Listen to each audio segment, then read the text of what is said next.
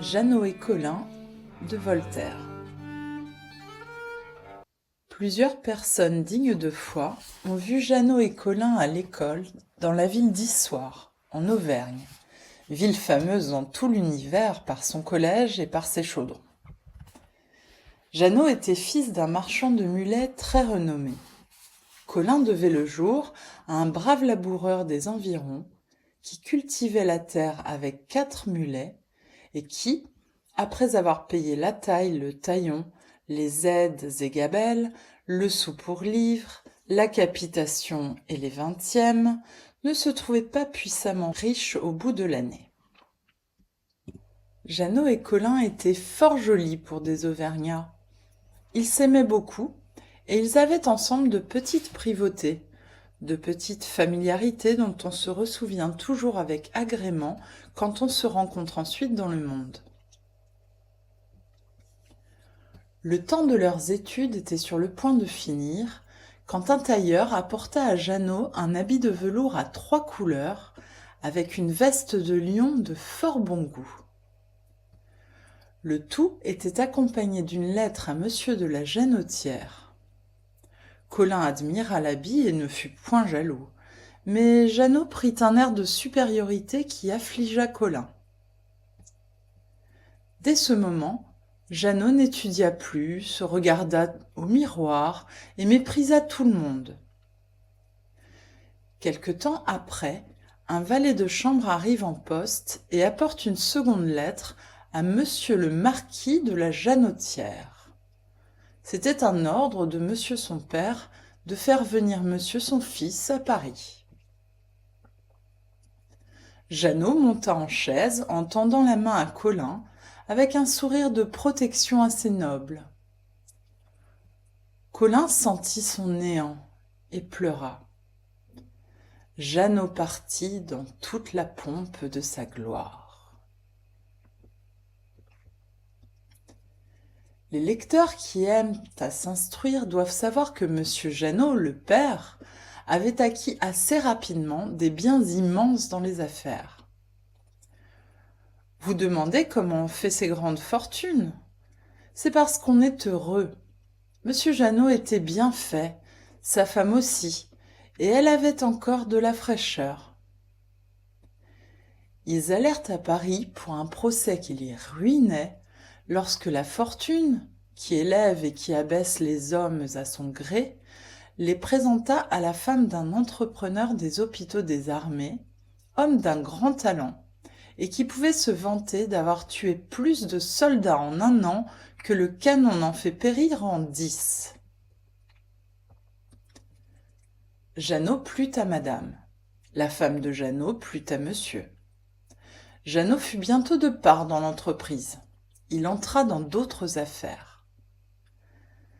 Dès qu'on est dans le fil de l'eau, il n'y a qu'à se laisser aller. On fait sans peine une fortune immense. Les gredins, qui du rivage vous regardent voguer à pleine voile, ouvrent des yeux étonnés. Ils ne savent comment vous avez pu parvenir. Ils vous envient au hasard et font contre vous des brochures que vous ne lisez point. C'est ce qui arriva à Jeannot le père, qui fut bientôt monsieur de la Genôtière et qui, ayant acheté un marquisat au bout de 6 mois, retira de l'école monsieur le marquis son fils pour le mettre à Paris dans le beau monde. Colin, toujours tendre, écrivit une lettre de compliment à son ancien camarade et lui fit ces lignes pour le congratuler. Le petit marquis ne lui fit point de réponse. Colin en fut malade de douleur. Le père et la mère donnèrent d'abord un gouverneur au jeune marquis. Ce gouverneur, qui était un homme du bel air et qui ne savait rien, ne put rien enseigner à son pupille. Monsieur voulait que son fils apprît le latin, madame ne le voulait pas. Ils prirent pour arbitre un auteur qui était célèbre alors par des ouvrages agréables. Il fut prié à dîner. Le maître de la maison commença par lui dire d'abord Monsieur, comme vous savez le latin et que vous êtes un homme de la cour... Moi, monsieur, du latin, je n'en sais pas un mot, répondit le bel esprit. Eh bien m'en appris. Il est clair qu'on parle beaucoup mieux sa langue quand on ne partage pas son application entre elle et les langues étrangères. Voyez toutes nos dames, elles ont l'esprit plus agréable que les hommes. Leurs lettres sont écrites avec 100 fois plus de grâce. Elles n'ont sur nous cette supériorité que parce qu'elles ne savent pas le latin. Eh bien, n'avais-je pas raison, dit madame. Je veux que mon fils soit un homme d'esprit, qu'il réussisse dans le monde, et vous voyez bien que s'il savait le latin, il serait perdu. Joue-t-on, s'il vous plaît, la comédie et l'opéra en latin? Plaide-t-on en latin quand on a un procès? Fait-on l'amour en latin?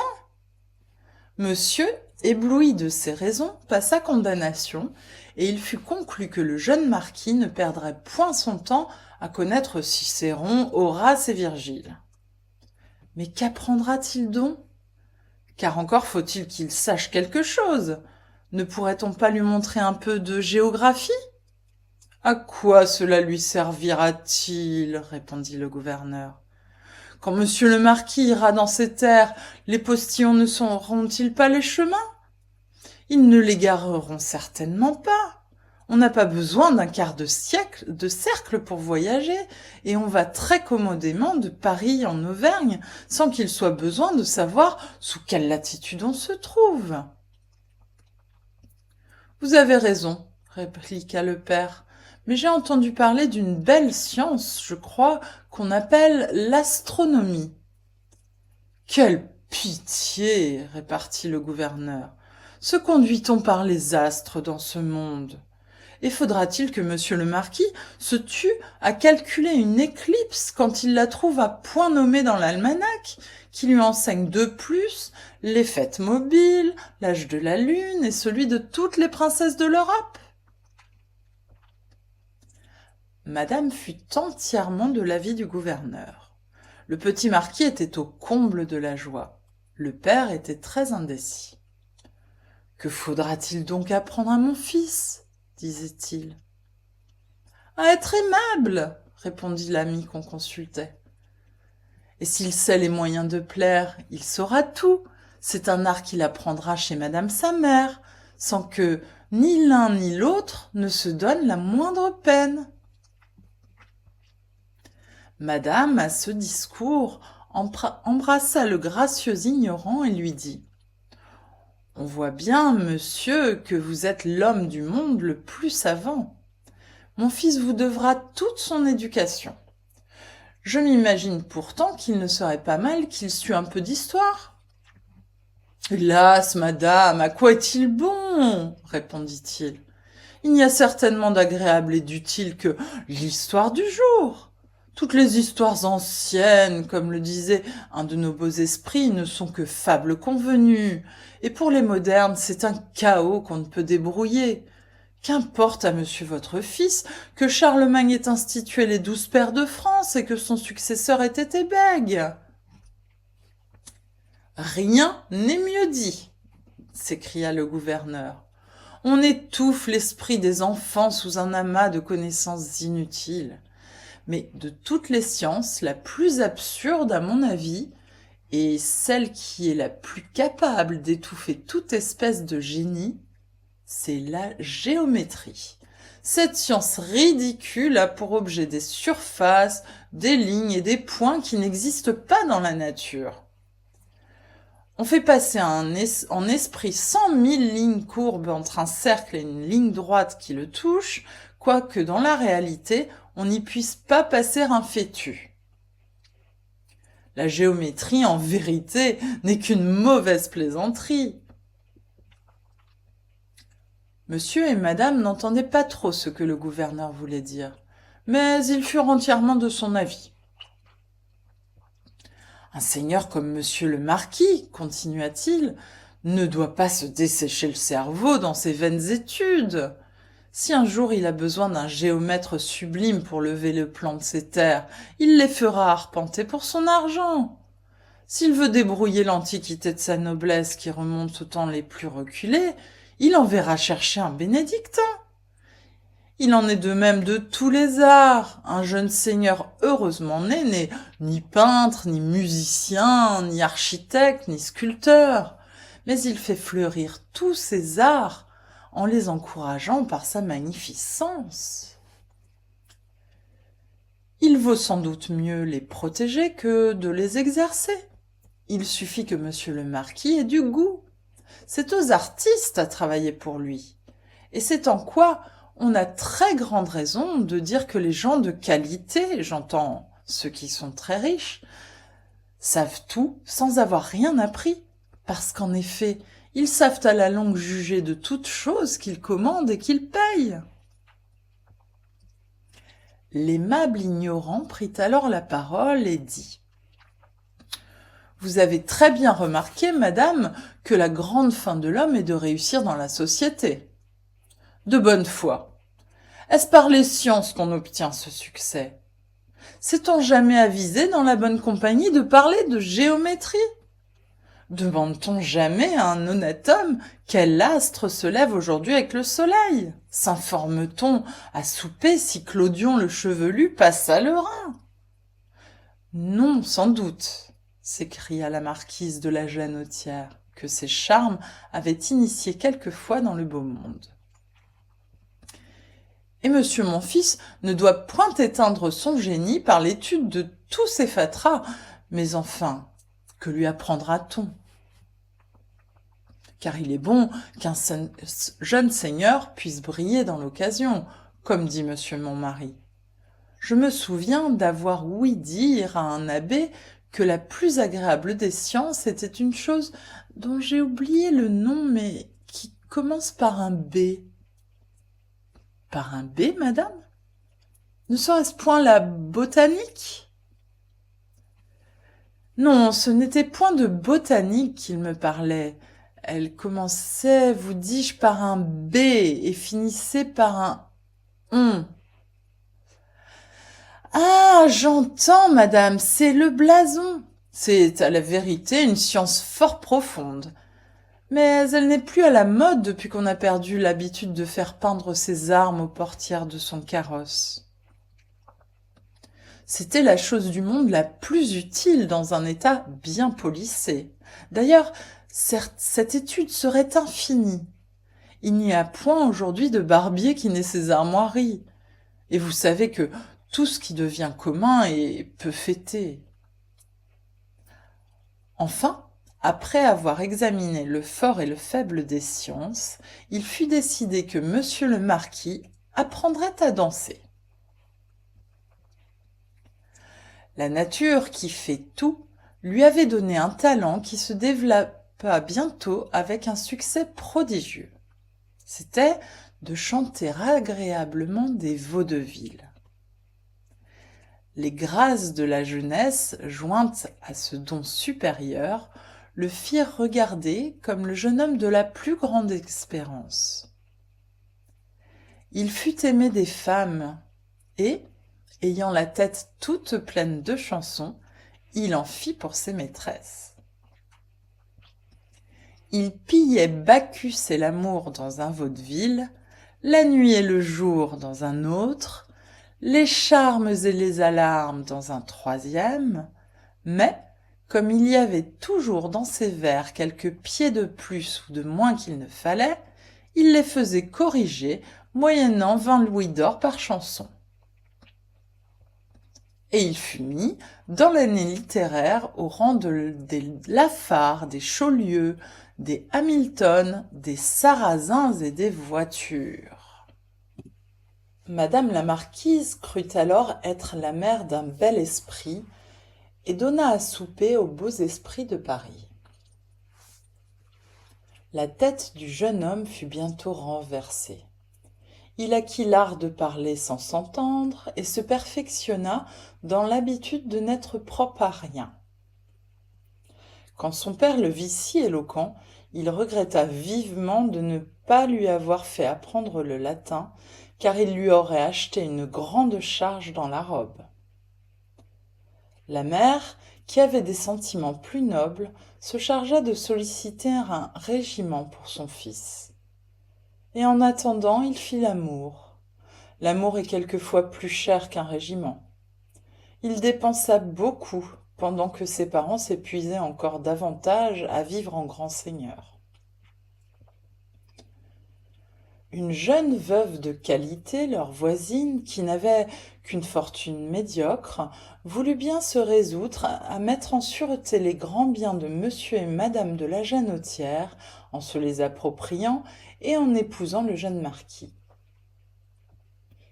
Elle l'attira chez elle, se laissa aimer, lui fit entrevoir qu'il ne lui était pas indifférent, le conduisit par degrés, l'enchanta, le subjugua sans peine. Elle lui donnait tantôt des éloges, tantôt des conseils. Elle devint la meilleure amie du père et de la mère. Une vieille voisine proposa le mariage.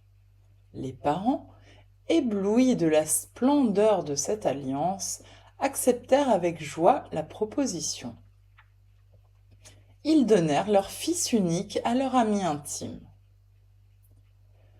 Le jeune marquis allait épouser une femme qui l'adorait et dont il était aimé. Les amis de la maison les félicitaient. On allait rédiger des articles en travaillant aux habits de noces et à l'épithalame. Il était un matin aux genoux de la charmante épouse que l'amour, l'estime et l'amitié allaient lui donner. Il goûtait, dans une conversation tendre et animée, les prémices de leur bonheur. Il s'arrangeait pour mener une vie délicieuse lorsqu'un valet de chambre de madame la mère arrive tout effaré. « Voici bien d'autres nouvelles, dit-il. Des huissiers déménagent la maison de monsieur et madame. Tout est saisi par des créanciers. On parle de prise de corps, et je vais faire mes diligences pour être payé de mes gages. » « Voyons un peu, dit le marquis, ce que c'est que ça, ce que c'est que cette aventure-là. »« Oui, dit la veuve, allez punir ces coquins-là, allez vite. » Il y court, il arrive à la maison. Son père était déjà emprisonné. Tous les domestiques avaient fui chacun de leur côté en emportant tout ce qu'ils avaient pu. Sa mère était seule, sans secours, sans consolation, noyée dans les larmes. Il ne lui restait rien que le souvenir de sa fortune, de sa beauté, de ses fautes et de ses folles dépenses. Après que le fils eut longtemps pleuré avec la mère, il lui dit enfin : « Ne nous désespérons pas. Cette jeune veuve m'aime éperdument. Elle est plus généreuse encore que riche, je réponds d'elle. Je vole à elle et je vais vous l'amener. »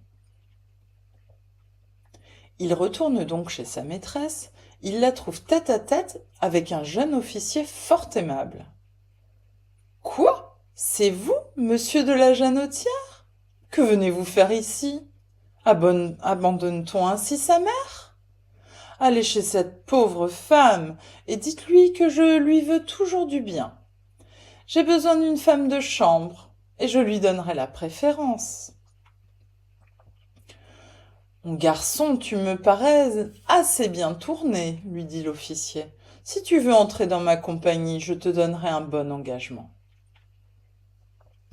Le marquis, stupéfait, la rage dans le cœur, alla chercher son ancien gouverneur, déposa ses douleurs dans son sein et lui demanda des conseils. Celui-ci lui proposa de se faire comme lui, gouverneur d'enfants. « Hélas, je ne sais rien, vous ne m'avez rien appris, et vous êtes la première cause de mon malheur. » Et il sanglotait en lui parlant ainsi. « Faites des romans, lui dit un bel esprit qui était là. C'est une excellente ressource à Paris. » Le jeune homme, plus désespéré que jamais, courut chez le confesseur de sa mère. C'était un théatin très accrédité qui ne dirigeait que les femmes de la première considération. Dès qu'il le vit, il se précipita vers lui. « Eh, mon Dieu, monsieur le marquis, où est votre carrosse ? Comment se porte la respectable madame la marquise, votre mère ?» Le pauvre malheureux lui conta le désastre de sa famille. À mesure qu'il s'expliquait, le Théatin prenait une mine plus grave, plus indifférente, plus imposante. « Mon fils, voilà où Dieu vous voulait. Les richesses ne servent qu'à corrompre le cœur. Dieu a donc fait la grâce à votre mère de la réduire à la mendicité ? » « Oui, monsieur. »« Tant mieux, elle est sûre de son salut. »« Mais mon père, en attendant, n'y aurait-il pas moyen d'obtenir quelque secours dans ce monde ? » ?»« Adieu, mon fils, il y a une dame de la cour qui m'attend. » Le marquis fut prêt à s'évanouir. Il fut traité à peu près de même par tous ses amis et apprit mieux à connaître le monde dans une journée que dans tout le reste de sa vie. Comme il était plongé dans l'accablement du désespoir, il vit avancer une chaise roulante, à l'antique, espèce de tombereau ouvert, accompagnée de rideaux de cuir, suivi de 4 charrettes énormes, toutes chargées. Il y avait dans la chaise un jeune homme grossièrement vêtu. C'était un visage rond et frais qui respirait la douceur et la gaieté. Sa petite femme brune et assez grossièrement agréable était cahotée à côté de lui. La voiture n'allait pas comme le char d'un petit maître. Le voyageur eut tout le temps de contempler le marquis immobile, abîmé dans sa douleur. « Eh mon Dieu !» s'écria-t-il, « je crois que c'est la Jeannot !» À ce nom, le marquis lève les yeux, la voiture s'arrête. « C'est Jeannot lui-même ! C'est Jeannot !» Le petit homme rebondit, ne fait qu'un saut et court embrasser son ancien camarade. Jeannot reconnut Colin. La honte et les pleurs couvrirent son visage. « Tu m'as abandonné, » dit Colin. « Mais tu as beau être grand seigneur, je t'aimerai toujours. » Jeannot, confus et attendri, lui conta en sanglotant une partie de son histoire. « Viens dans l'hôtellerie où je loge me conter le reste, » lui dit Colin.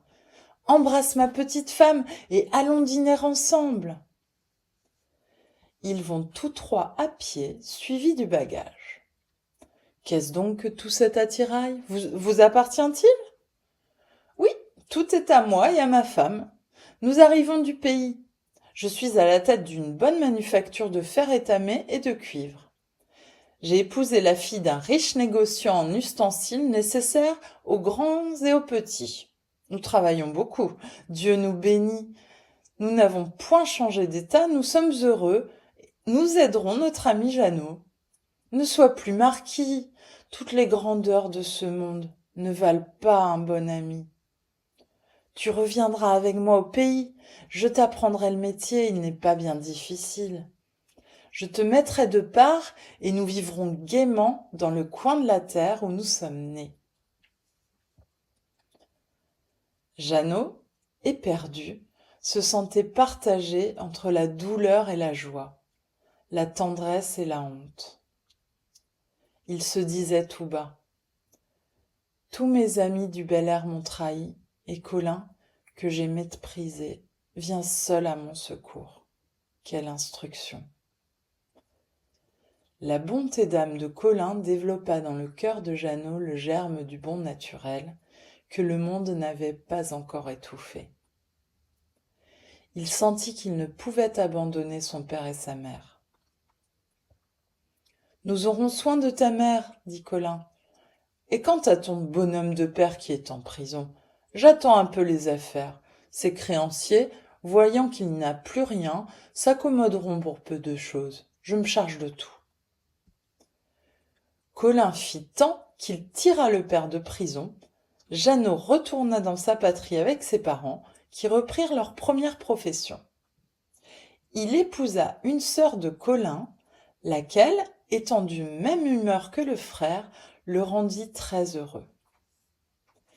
Et Jeannot le père, et Jeannotte la mère, et Jeannot le fils virent que le bonheur n'est pas dans la vanité.